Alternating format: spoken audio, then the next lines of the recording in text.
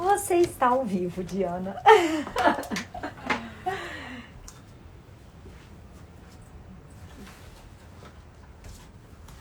Boa noite, gente. Estamos aqui, eu, Lili e Diana. Para variar, claro que Lili tem que estar aqui, nossa companheira, né? E vocês devem estar pensando assim, né? O que essa menina está fazendo na casinha, uma entrevista. Mas eu estou bem, recuperando, tá? Bem de repouso. Subi devagarinho, isso né, mesmo, Diana? Isso mesmo. E estamos aqui. Ela só não vai poder me fazer rir, por favor. Ah, ok. Então, né, vamos tentar ter uma entrevista mais... Sério? Eu já falo, já rio, de mim isso é difícil, né? Exatamente. Mas, em primeiro lugar, obrigada, maravilhosa, por estar aqui. Você que agradece o convite. Eu conheço a Diana há mais ou menos desde 2018, né? Quando as meninas começaram na clínica. Isso. E tenho muito carinho por ela, então estou muito feliz dela estar aqui no 11º episódio do Diversitate. Muita honra. Eu também estou especialmente feliz, fiquei muito feliz com o convite, muito honrada de estar aqui com vocês no Diversitate. Que bom, fico muito feliz. Então, gente, claro, né, nós vamos começar a pergunta, né, que eu adoro. Quem é a Diana, né? Quem é a Diana? Me fale um pouquinho de você, da sua família, né? Conta um pouquinho pra gente de você. Conto sim. A Diana é filha do Silvério e da Ivone.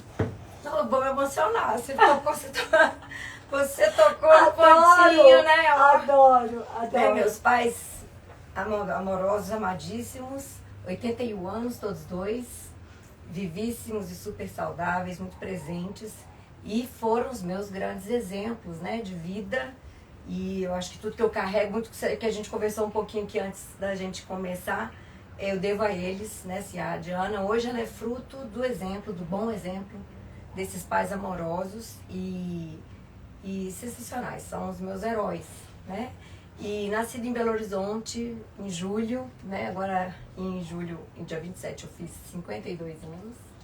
E sempre fui muito alegre, muito divertida, muito, né, expansiva, gosto muito de conversar, de rir, de música, mas como toda leonina, sou muito perfeccionista, quero fazer tudo muito certo, quero entregar o meu melhor, e assim sempre foi. Quando eu escolhi fazer odontologia, eu me esmerei para passar no vestibular, tentei ser a melhor aluna que eu conseguia ser, aprender tudo aquilo que eu precisava aprender para ser a melhor dentista que eu conseguiria ser.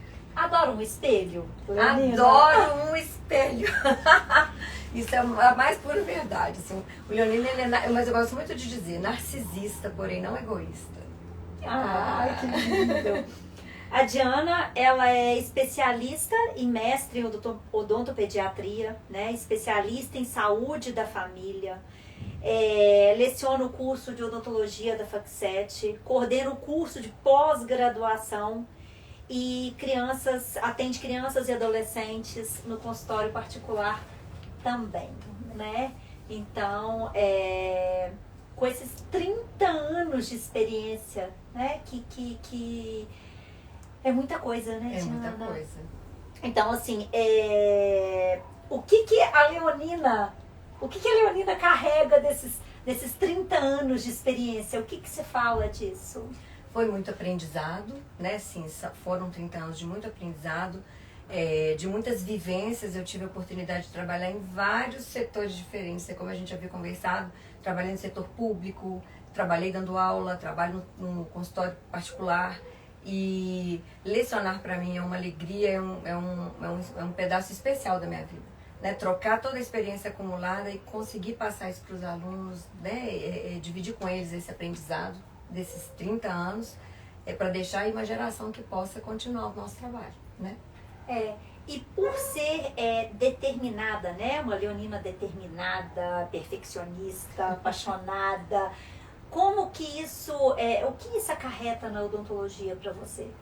Eu gosto muito de falar isso com os meus alunos. Por tentar ser o melhor que podemos ser para o nosso paciente, né? O que a gente consegue no final é oferecer um bom atendimento, um atendimento humanizado, olhar no olho e enxergar não o dente, mas o paciente, a família, aquele contexto. E toda essa experiência acumulada traz pra gente hoje segurança e tranquilidade, para passar tranquilidade para as famílias. As famílias nos procuram e às vezes situações adversas, um trauma, a criança caiu, machucou, então chega todo mundo muito sensibilizado.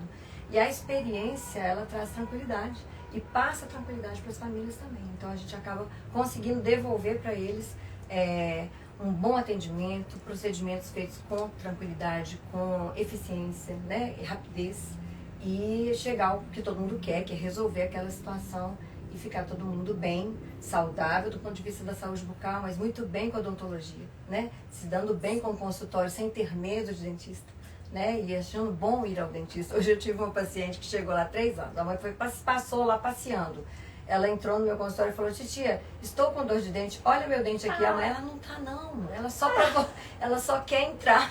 Estilo Sofia. Exatamente. Estilo Sofia. E aí a gente fez alguma coisa lá para ela ficar satisfeita, né? Então eu acho bacana isso, né? Assim, a odontopediatria quer isso, ela quer desmistificar, construir relações saudáveis com o consultório odontológico. Aqui é literalmente um diversitate. Então a gente vai no profissional, a gente vai no pessoal e a gente entra num hobby, né? E o que você gosta de fazer sem ser o seu lado profissional? Eu gosto de Conta cantar. um pouquinho. Eu gosto de cantar. Minha família é muito musical. Meu pai toca saxofone, meu irmão canta também. Toca... Posso pedir pra ela cantar, gente? Gente, não. Aí outro dia a gente combina. Isso que eu falei que eu não podia. Você não pode ir.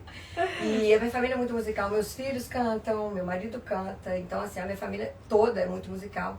A música faz parte da nossa vida, ela me alegra, ela me libera. Então, eu canto no chuveiro. Tenho cantado menos do que eu gostaria, né? Eu gosto muito de exercitar a voz. E hoje, com tantos compromissos assumidos, eu tenho menos tempo para cantar. Mas, assim, toda vez que eu posso, eu tento. Mas além do exercitar. canto, tem outras coisas também que você gosta de fazer em família?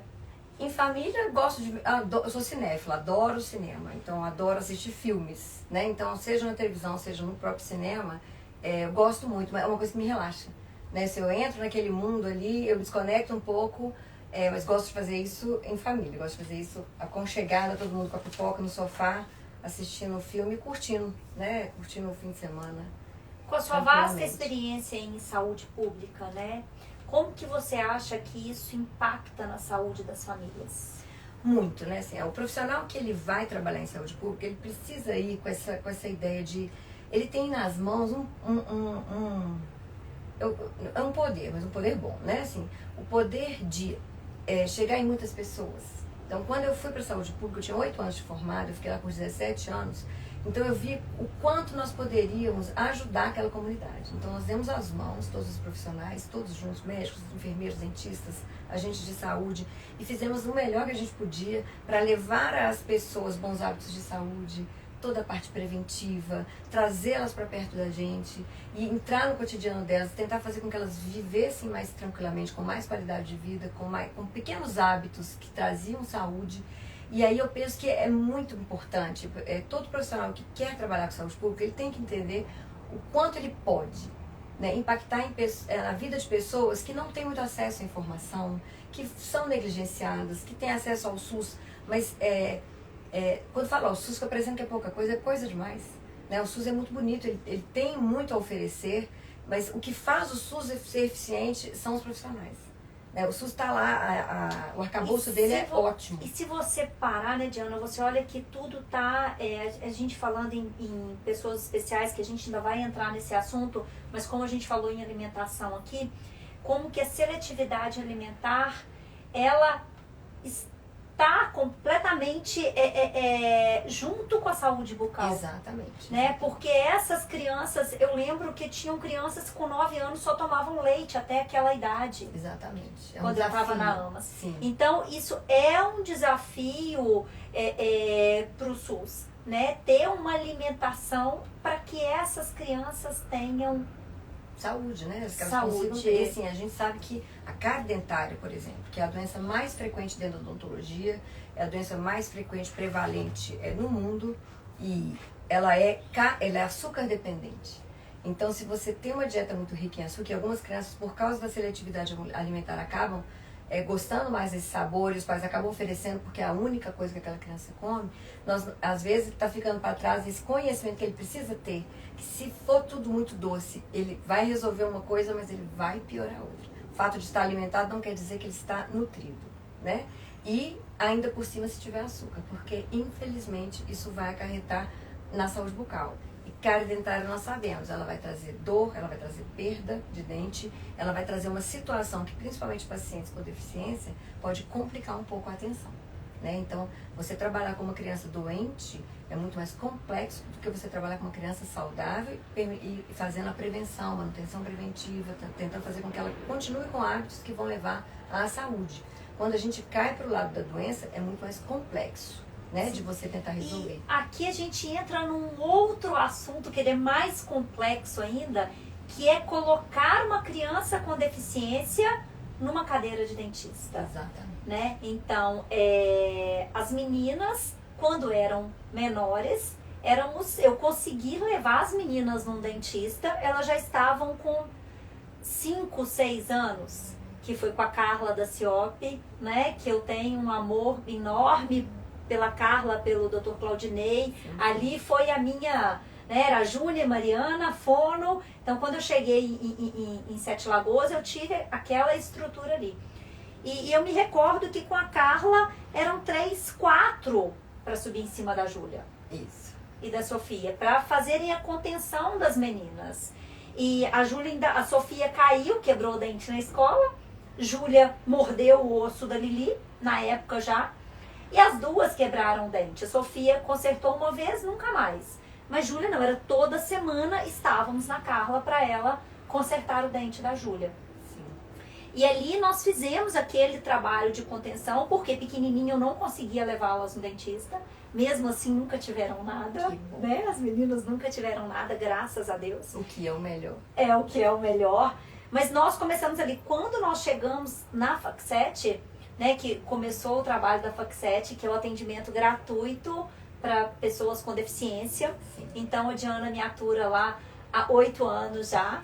As meninas já estavam nessa contenção, elas não precisavam da contenção mais, elas Sim. já estavam condicionadas. Já tinha uma relação muito saudável com aquele ambiente. Mas a gente, e dali eu nunca mais larguei, né? Porque aí ali eu já cheguei e falei, opa, quem é você? Eu tenho um grupo de mães, vamos começar a fazer uma lista. E conectamos e não largamos nunca mais, né? Nunca mais. E no início, né, Diana, nós fazíamos listas mesmo, eu fazia lista do grupo das mães e mandava para Diana, e a Eliane entrava em contato com as mães, e aí estamos aí até hoje. E esse trabalho, né, conta um pouquinho desse trabalho, quais são as dificuldades desse trabalho, as suas... as recompensas do futuro desse trabalho. Só para quem ainda não conhece, né, a clínica é uma disciplina que a faculdade tem, né, de odontologia, e ela é aberta para atendimento odontológico, preventivo e curativo de pacientes com deficiência. E aí temos lá pacientes com síndrome de Down, autistas em todos os níveis de suporte, paralisia cerebral, alguns adultos, né, já temos pacientes com síndrome de Down adultos já que a gente acompanha. E essa clínica, agora ela está funcionando de 6 em 6 meses. Ela parou de ser contínua, mas a gente está ajustando isso para alguns pacientes não ficarem sem esse acompanhamento que eles precisam. Outros que podem ficar, como as meninas, que conseguem ficar de 6 em 6 meses, não vai afetar, porque a gente vai conseguir ajustar isso. E é um atendimento gratuito, quem tiver conhecer algum paciente que tem essa necessidade pode entrar em contato com a FAC7. Deixa eu ver se eu lembro o telefone, 3773-3268, opção 2. E deixar o nome, porque aí a gente vai chamar, vai fazer os atendimentos. E o que a gente quer, o que a gente ganhou com isso, né? O nosso objetivo é exatamente ajudar as famílias a manter essas crianças com a saúde bucal ok, né? Quem convive e tem crianças com deficiência sabe da dificuldade. Na verdade, são muitas dificuldades. Cuidar da saúde bucal é só mais uma dificuldade. né? E são crianças que têm muitos compromissos. São crianças que precisam de um TO, precisam do psicólogo, precisam da ecoterapia, precisam às vezes estar na PAI. E aí demanda toda uma agenda complexa. E se uma dor de dente cair nesse meio, vai causar uma confusão, né? Um desconforto para aquela criança e mais um local, né, obrigatório para ir, para fazer o tratamento. E muitas vezes, se a criança não, desde pequenininho, conseguiu fazer essa experiência, ter essa experiência de uma atenção preventiva, escovar o dentinho, passar o dental, mesmo que seja uma criança que não queira escovar o dentinho ainda, que ela chore para escovar, mas que com o tempo ela vai acostumando. Que tem aquela rotina. Exatamente, né? Eu falo muito isso com as mães, olha, não vamos ter, com os pais, né, na verdade, não vamos ter ansiedade para que ela chegue no consultório, deite na cadeira, assente na cadeira, nós vamos tentar fazer com que ela curta vir aqui. Se na hora de escovar ela ficar um pouco incomodada, a gente vai explicar para ela que tá, né, que vai fazer do melhor jeito para ela. Às vezes não é na cadeira. Nós atendemos paciente em vários locais, né, no tapete da Gente, sala de espera. É lindo. Às vezes você tá lá embaixo, o paciente, ele demora a subir. Tudo é feito lá embaixo mesmo. Exatamente. Né? Nós atendemos pacientes por 6 meses na sala de espera. Até o dia que ele chegou e falou, ele pensou, vou subir. E ele foi. E os pais levam a escova de dente, nem todos. Mas alguns esquecem. Alguns nunca levam. E aí a gente trabalha todo esse processo. Por exemplo, nós tivemos um paciente com autismo, nível 2 de suporte, que tinha muito tártaro. E a família estava muito tensa com aquele tártaro. Eu falei, olha, nós vamos conseguir raspar esse tártaro, mas nós vamos demorar um pouquinho para fazer isso. Porque a gente quer tratar do paciente. A gente quer que o paciente saia daqui bem. Não adianta o dente sair brilhando e o paciente sair chorando, eu não quero voltar aqui nunca mais, pensando isso.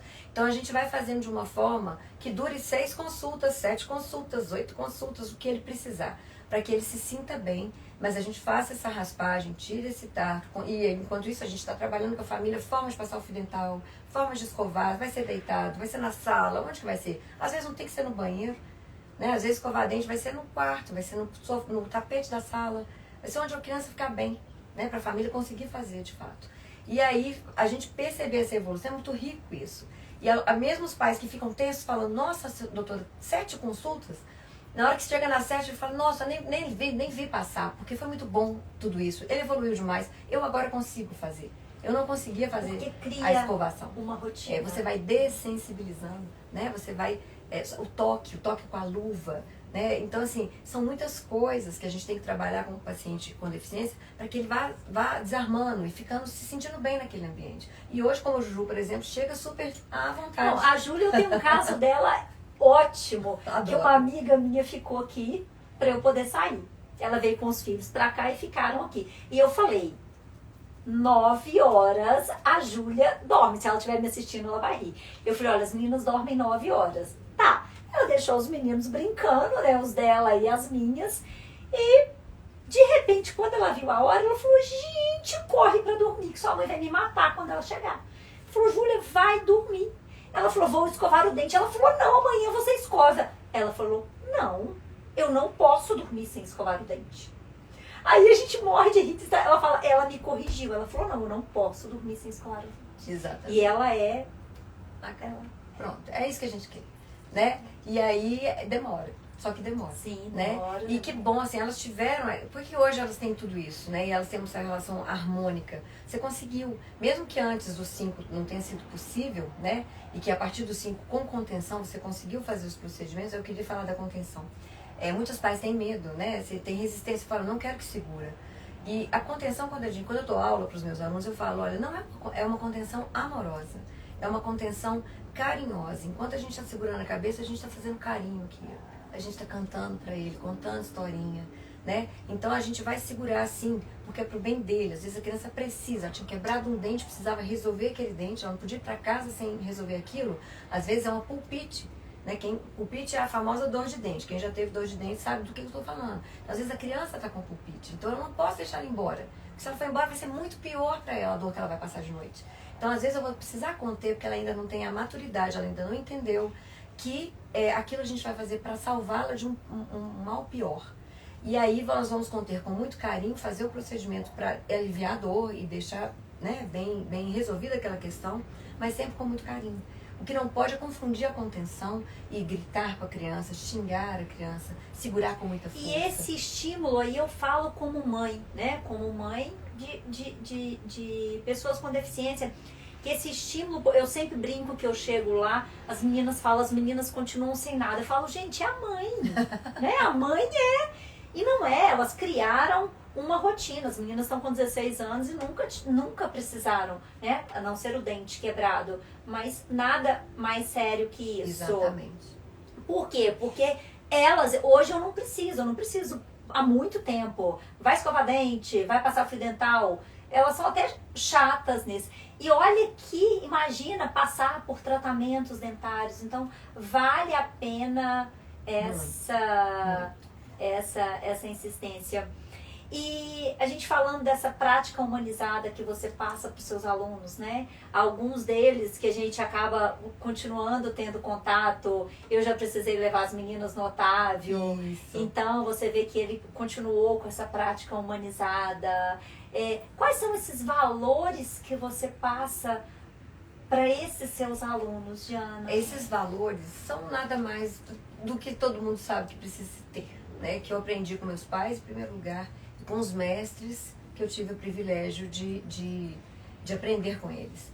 E os valores são respeito à criança, ao paciente com deficiência, à família, à luta da família, às dificuldades da família. Nós não somos julgadores, nós não somos profissionais que estamos lá esperando o paciente chegar, falando que come muito doce, e eu vou fazer né, descarrilhar assim, um absurdo. Isso é um absurdo, não, de maneira nenhuma. Nós temos o nosso conhecimento, nós vamos partilhar esse conhecimento, nós precisamos empoderar as famílias com esse conhecimento. Então, olha o tamanho da responsabilidade. Então, olhar para o outro como um paciente, não um dono do dente, em primeiro lugar, nós somos educadores em saúde, né? A gente promove saúde. Eu falo, não sejamos profissionais da doença, nós temos que ser profissionais da saúde.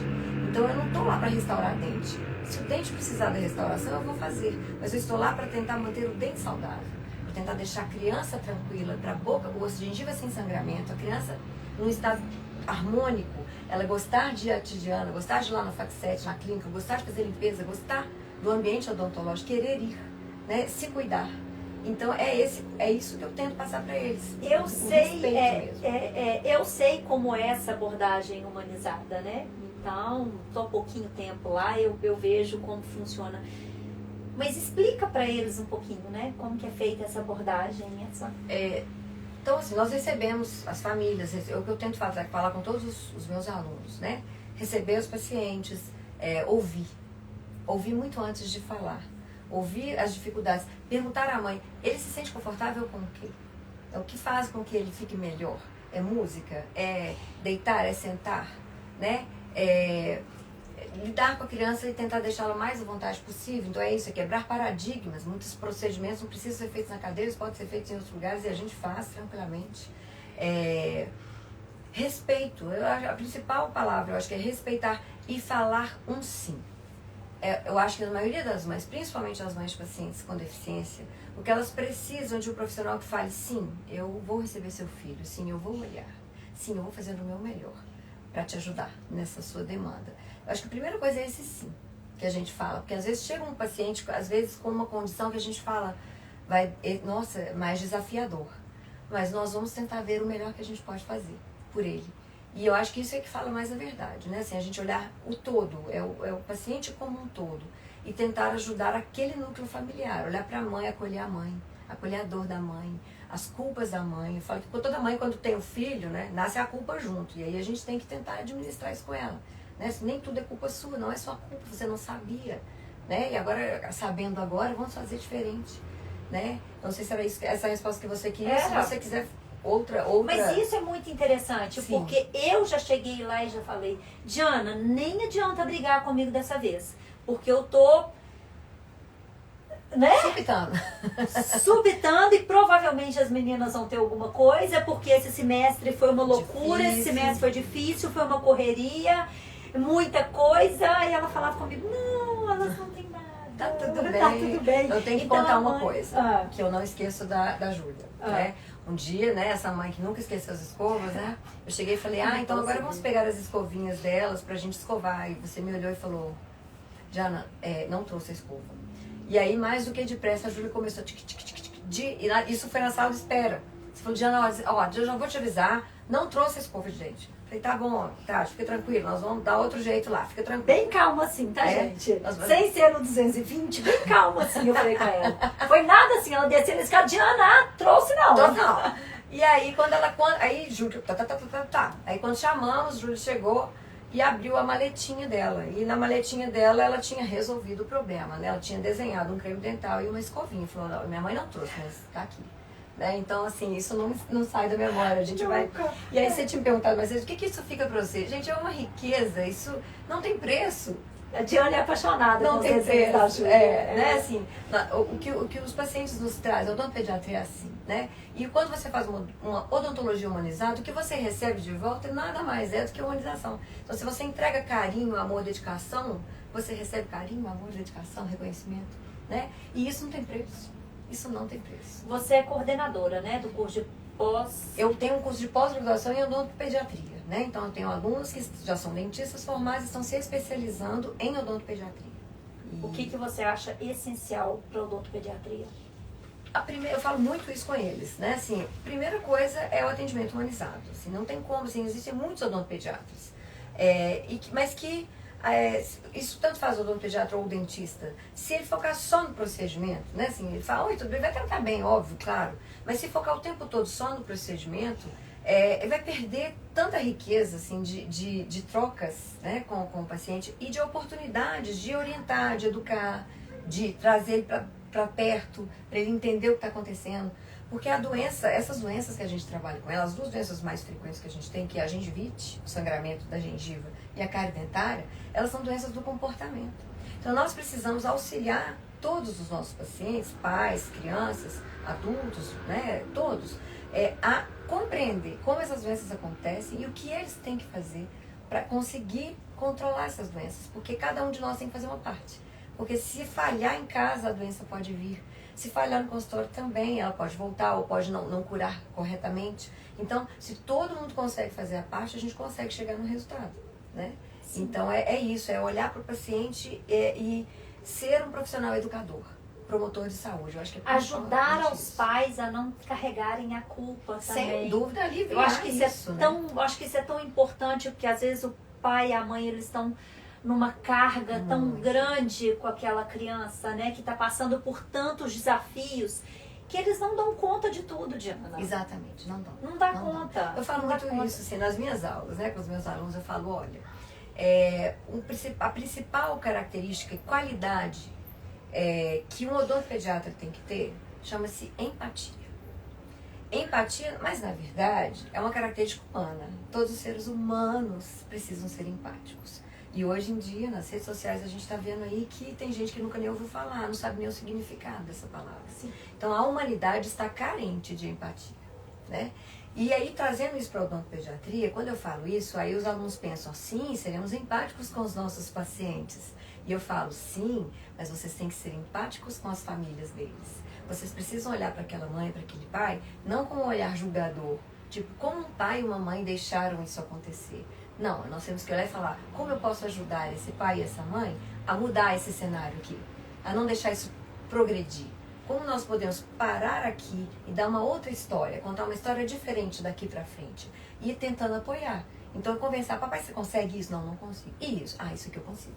Você consegue trocar isso aqui? Porque esse olhar é maravilhoso. E aí a gente vai, e isso é tudo muito individual, né? Porque às vezes eu vou fazer uma orientação dietética para um paciente autista com seletividade alimentar, o desafio é muito maior, né? Uma criança que come de tudo, tá fácil, não tá difícil não. Aí eu falo, com o paciente com seletividade alimentar é mais desafiador, mas com carinho, com calma, com tranquilidade, paz e respeito, muito respeito, a gente chega lá. A gente consegue chegar. Sim, né? Sim.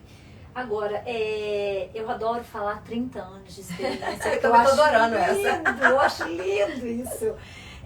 Nos últimos anos, mas eu sei me fazer rir, mas eu sabia que ia ser difícil. Ainda mais as duas, né? Mas nos últimos anos, quais foram os avanços que você viu na odontopediatria, né, nos últimos anos? Muitos, muitos. Quando eu me tornei odontopediatra, o valor que a odontopediatria tinha era muito pequeno. As pessoas ainda não estavam dando valor para prevenção, elas não estavam dando valor. Então, assim, eu só levava ao dentista quando estava doendo. Só levava ao dentista se tivesse algum incômodo. Não tinha essa questão da prevenção, ela não estava tão arraigada assim ainda. Então, quando eu escolhi fazer odontopediatria, era muito comum os colegas que estavam em outras áreas falarem: mas você tem certeza? A odontopediatria aqui não vai dar não, você não vai sobreviver. Você não vai conseguir pagar suas contas. Ela é muito desvalorizada, ninguém quer odontopediatra. Todo mundo atende criança que ajuda. Vai para ser só as crianças que dão trabalho. E eu sempre falei: não, tudo bem, mas assim, eu vou fazer o meu melhor. E eu acho que se eu fizer o meu melhor, eu vou ser valorizada assim. Mas confesso, nos primeiros anos, eu tive teve um período nessa fase que eu fui para o SUS. Eu fazia odontopediatria lá no SUS. Então eu saí um pouco do mercado de trabalho, mas meus colegas odontopediatras que se mantiveram no mercado de trabalho, eles não estão com problemas para pagar as contas. Eles estão ok, muito felizes com a profissão. Aí depois de um tempo eu vim para o mercado de trabalho de novo, comecei a dar aulas e eu só vejo vantagens em ter escolhido essa área, essa especialidade. Só vejo vantagens. Hoje a odontopediatria é mais valorizada, e aí a gente deve isso um pouco à internet, né? Porque hoje, sim, desde a gestação, as gestantes já estão preocupadas. Elas já sabem que tem o quê? O pré-natal odontológico. Ela viu em alguma publicação, ela já procura o dentista. E aí o dentista fala: quando nascer o neném, já pode levar no odontopediatra. Então algumas pessoas me perguntam: Diana, qual que é a melhor época para levar a criança pela primeira vez ao dentista? Falei: na barriga da mamãe. É a melhor época. Que a gente vai conversar com a mamãe. Eu nunca tinha escutado isso. É a melhor época. Nunca tinha escutado. Né? Aí você vai conversar com a gestante, vai ver a boca da gestante. Na gestação existem várias alterações bucais que ela nem está sabendo, que são comuns à gestação, e às vezes está lá padecendo com aquele sintoma, sabendo que tem como a gente ajudar, né? E aí a gente cuidar da saúde, aqueles mitos, né? A gestante não pode extrair um dente, a gestante não pode tomar anestesia. Não existe isso, né? Então, para tirar esses mitos, para quebrar essas ideias que estão equivocadas, essa consulta com o odontopediatra ou com o dentista para fazer o pré-natal odontológico é importante. Nessa consulta nós já vamos falar da amamentação. Hoje a gente sabe que tem, não sei se você conhece, o teste da linguinha que tem sido feito ao nascer. É um teste que desde 2014 está no SUS. Os hospitais precisam ter um fonoaudiólogo na equipe do hospital, então enquanto o bebê está, né, após o nascimento é feito um exame para ver se a linguinha da criança é presa. É chamado anquiloglosia. São poucas crianças que têm, mas a criança que tem a linguinha presa não consegue mamar. A grande maioria das crianças que a linguinha está muito presa, ela não consegue mamar. E aí ela precisa fazer uma avaliação. Por isso tem a dificuldade de pegar pega. Muitas crianças. Olha, eu recebo crianças hoje com 4, 5 anos de idade para fazer a frenectomia, que é a cirurgia que solta o freio. E aí na amnésia, conversando com a mãe, ela fala: não mamou. Não amamentou. Não conseguia amamentar, eu tinha leite. Outro dia eu atendi duas crianças gêmeas, que hoje estão com 3 aninhos. A mãe falou: agora entendi. Eu tinha leite, eu não conseguia amamentar. A linguinha ultra presa, super presa. Né? Diana, e tem uma coisa interessante que eu não sei se eu já comentei isso com você uma vez, mas isso tem muitos anos, que quando, né, eu indicava as pessoas para irem para FACSET, eu lembro que teve uma mãe que ela estava com muita dificuldade com o filho e ela queria fazer uma sedação por completo, e eu lembro que eu liguei para minha prima, que ela formou em odonto, né, em Belo Horizonte. Não, na realidade, acho que ela formou em Itaúna, se eu não me engano. Depois que ela foi para a FMG, a Cíntia. E ela morava lá no Pará, e eu liguei para ela pedindo uma referência de um profissional, porque há alguns anos atrás, sentiam profissionais que trabalhavam com autistas, né? A gente sabe, é uma realidade nossa. E ela foi, e ela me falou, não sei se cheguei a comentar com você isso. Ela falou: olha, mas tem um odonto em Sete Lagoas, a Diana Gualdereto. E eu falei: gente, ela me conhece. Lá do Pará, ela me indicou. Acho que eu não cheguei a comentar isso com você. Mas na realidade, essa mãe, ela queria a hospitalizar, sim, né? Para fazer o que infelizmente, graças a Deus, poucos vão precisar mesmo, né? Algumas crianças de fato não vão conseguir ser atendidas no ambulatório. Para fazer com segurança para elas, alguns procedimentos, dependendo do grau de comportamento que ela está, dependendo do nível de suporte que ela tem, e do nível de gravidade que o dente tiver afetado, talvez sim, vai ter que fazer uma sedação ou uma anestesia geral para fazer o atendimento. Então, atender crianças com deficiência, ela faz parte do seu trabalho. Sim. Né? Quais são os cuidados específicos que você acha que você tem que ter? Quais são as vantagens? Das vantagens a gente já falou um pouco, né? Mas o que você acha? Quais são os maiores cuidados que você tem que ter? Cada criança é única, né? Acabei de conversar com a Sofia. A Sofia já fez uma né? Ao chegar aqui, falou, Diana, ainda bem que todos são especiais. Exatamente, todos são especiais. Então, nessa sua unicidade, todo paciente vai precisar, vai requerer que qualquer profissional que o vá atender tenha uma boa anamnese, converse muito com a família, ouça e observe. Eu gosto muito de falar com os meus alunos, um olho na mãe fazendo anamnese e um olho na criança. Porque enquanto eu estou fazendo anamnese, eu estou observando. Eu estou observando se está interagindo, se está obedecendo, se está escutando, o que está fazendo, o que deixou ela mais distraída. Estou vendo tudo, né? E aí, ao conversar com a família, né? Você sabe disso, a gente tem um caso, né? Eu falo muito, o Matheus, da Andresa. Né? Então, assim, ela nos ajuda muito. Ela fala, Diana, isso aqui funciona com ele, isso aqui não funciona com ele. Então, muitas vezes, por mais preparados que estejamos, nós não conhecemos as peculiaridades daquela criança. Aquela música específica deixa ele mais calmo. E aí, aquele brinquedo, eu lembro que uma vez ela levou a mochilinha cheia de brinquedinhos dele. Né? Tinha ping-pong, bolinha de sabão. E isso nos ajudou horrores. A gente conseguiu fazer muitas coisas, porque ela tinha um aparato lá que ela já sabia que ele gostava. Mas a gente deu espaço para ela apresentar aquilo e a gente usou aquilo tudo e ele interagiu super bem. Então, a primeira coisa é isso. O sim. Eu acho que é a abertura para. Estou aqui para ajudar. Às vezes eu falo, talvez, mamãe, eu não consiga te ajudar, mas eu vou fazer o meu melhor. E é isso que eu tento passar para os alunos. Faça o seu melhor. Fale sim. Receba, acolha. Né? E aí depois a gente vê se a gente vai conseguir fazer e ajudar no que for melhor ou se a gente vai precisar encaminhar. Né? Mas a primeira coisa é fale o sim. Não fala não antes de ver. Porque às vezes você vai conseguir fazer muita coisa. Às vezes você vai conseguir fazer tudo. Né? Então, a primeira coisa é isso. Outra coisa é pensar fora da caixinha. Né? É quebrar paradigma. E ver oportunidades para você ajudar. Então, assim, olha, não deita para escovar, então é sentado? Ok, então vai ser sentado. Né? Se posso pegar a escovinha e no chão aqui, ó, e passar no dentinho dele. Não precisa estar sentado na cadeira. Se ele vai desorganizar sentando na cadeira, eu prefiro que ele fique quietinho, deitado no tapete. Não tem problema nenhum. O importante é que ele faça. Exatamente, que ele se sinta bem. Que ele se sinta acolhido. E olha, é a linguagem não verbal que faz isso. Né? Às vezes fala, mas ele não está te entendendo. Não, mas ele está me vendo, ele está observando, ele está vendo que eu quero falar assim para ele.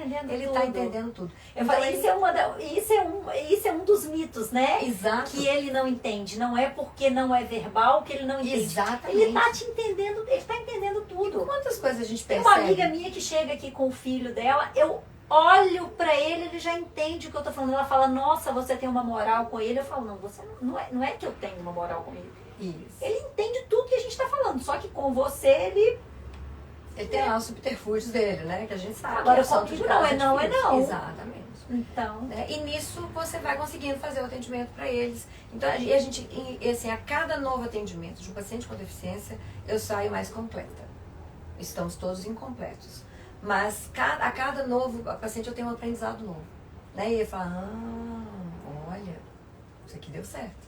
Né? Às vezes uma tática que eu nunca usei, resolvo usar ali na hora, funciona super bem. Eu falo, já aprendi que isso aqui funciona. Às vezes vai funcionar só com ele, mas eu já aprendi.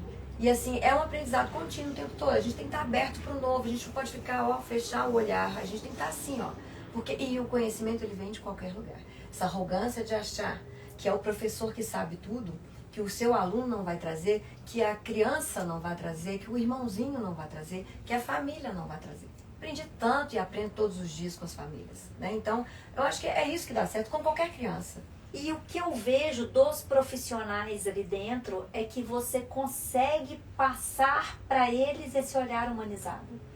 Porque eles são muito carinhosos. Eu fico muito feliz. Então, ninguém nega foto. Eu falo no meu caso que estou ali, eu vejo as meninas têm que ter foto todo final de atendimento. Isso, que faz o protocolo, se não fotografar, não tá certo. Não tá certo, porque a mãe tem que postar. Isso. Eu, às vezes, não tô nem, eu tô respondendo a anamnese aqui, olhando uma a outra que tá do outro lado lá.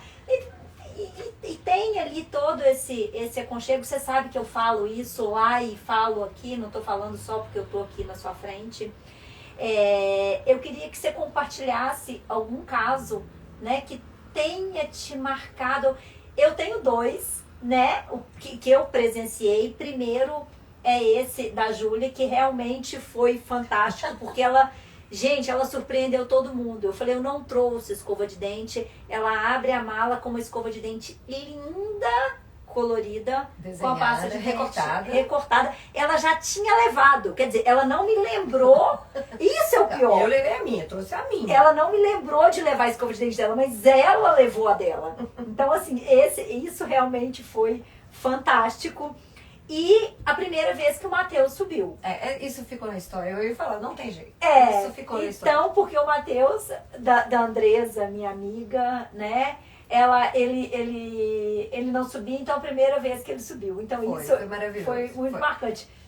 Mas eu contei as duas agora. Isso é, como diz a minha filha, você me quebra. Né? Eu tenho várias, né? Assim, deixa eu tentar lembrar. A que mais me marcou foi essa subida dele. Né? Mas ele subiu e empacou no último lance. E aí é que eu te falo, foram os presentinhos, foram os brinquedinhos que a Andresa levou, e a gente subiu degrau por degrau de bunda. Então ele sentou no primeiro degrau desse último lance, eu sentei do lado dele e falei, Matheus, então vamos brincar de bolinha. Vamos subir um degrau aqui, ó. Aí eu subi, ele subiu também. Então a gente subiu esse último lance de costas, cada hora um ia de bundinha assim, e eu coloquei um balão na porta, e ele ficou olhando para aquele balão. E aí ele olhou pro balão, aí ele foi lá no balão, né? E aí eu achei muito bacana, porque ele entrou na clínica.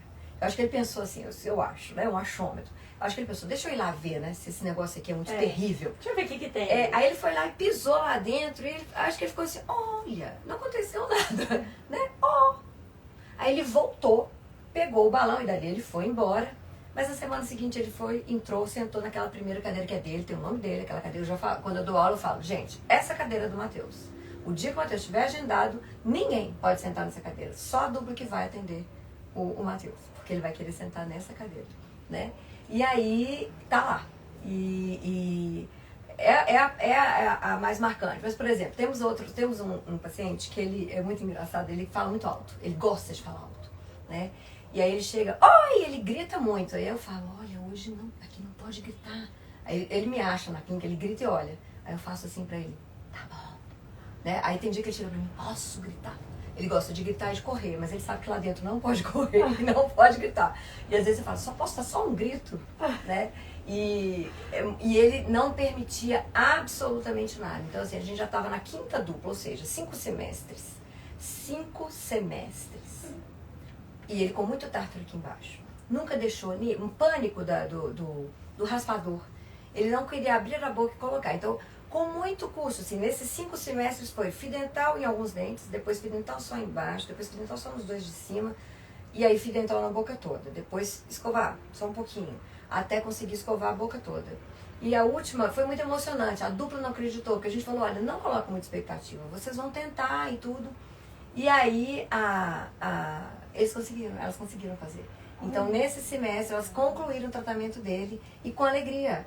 Ele saiu feliz, ele não chorou, ele permitiu. Elas foram negociando com ele, até elas conseguirem. E elas choraram. Ele foi embora e elas choraram muito. Nós choramos todos de emoção de ver que na persistência nós conseguimos chegar lá. Né? Não era uma coisa que estava deixando ele muito doente, com dor, nem com nada. Então a gente conseguiu ir devagar no tempo dele.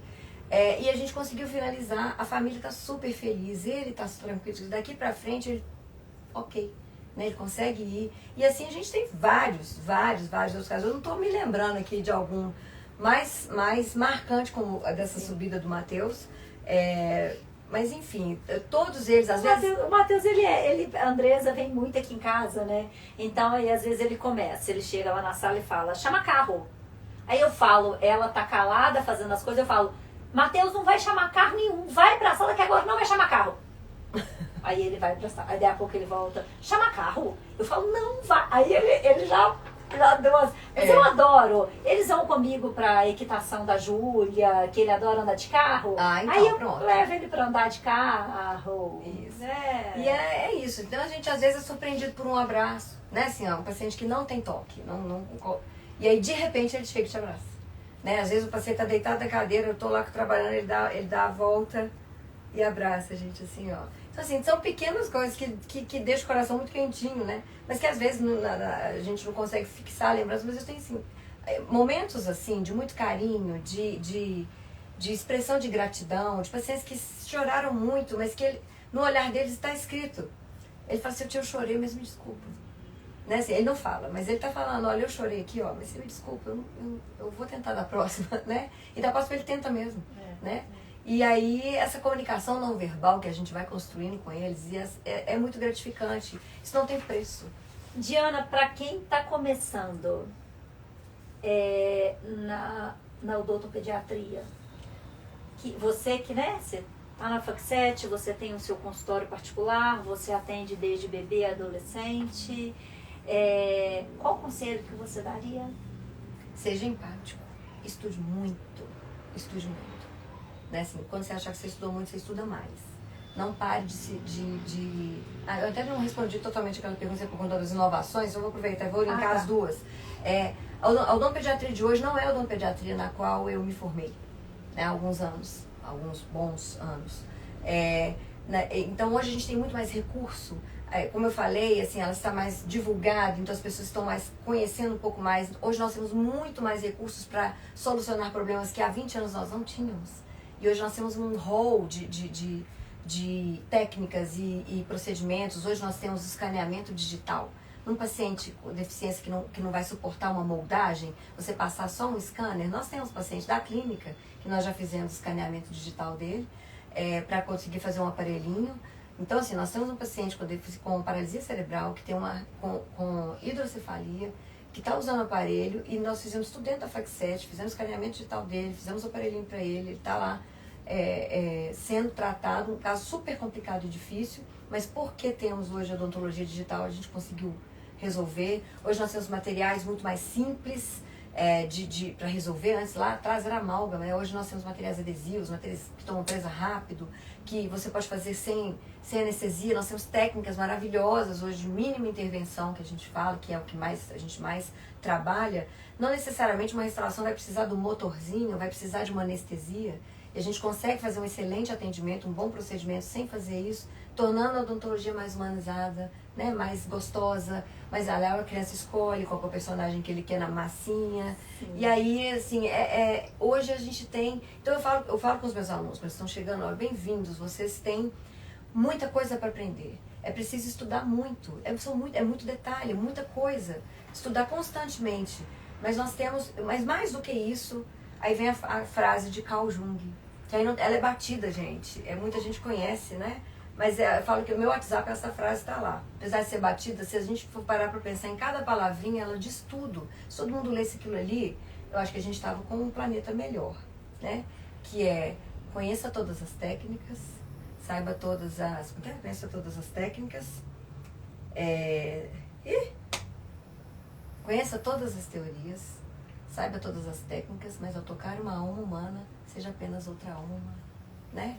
É isso que eu falo para elas, para os meus alunos. Por isso que ela é maravilhosa. E há 8 anos, gente, só isso, há 8 anos? 8 anos. Né? Há 8 anos ela me escuta, todas as vezes que eu vou lá, eu olho bem na cara dela, bem no olho dela e falo assim, Diana...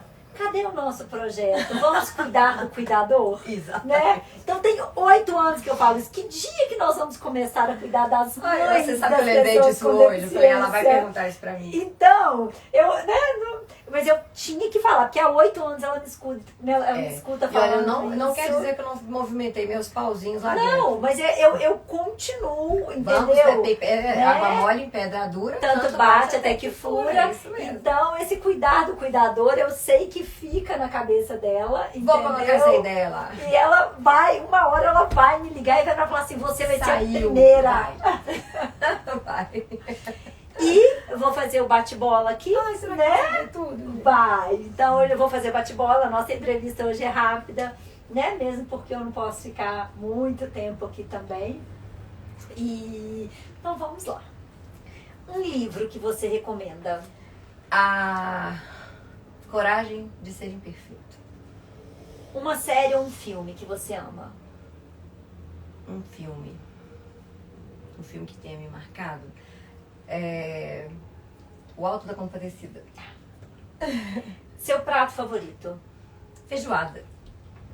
Um lugar que você gostaria de visitar? Amsterdã.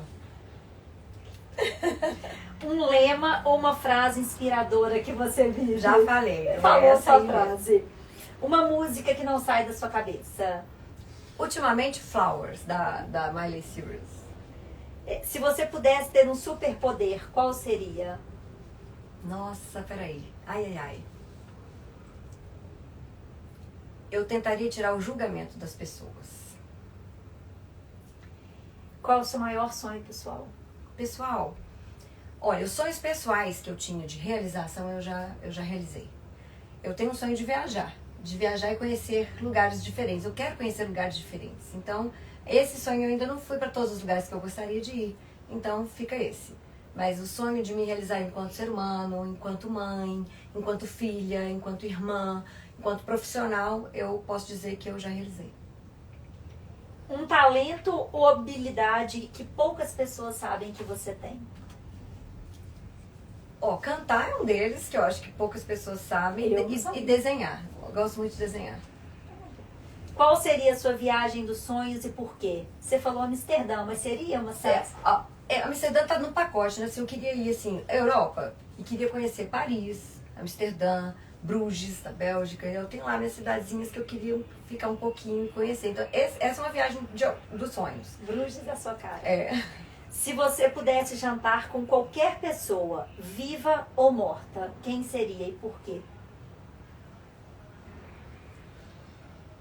Aí eu vou chorar. A minha sogra. Eu queria falar pra ela o quanto os netos dela são maravilhosos.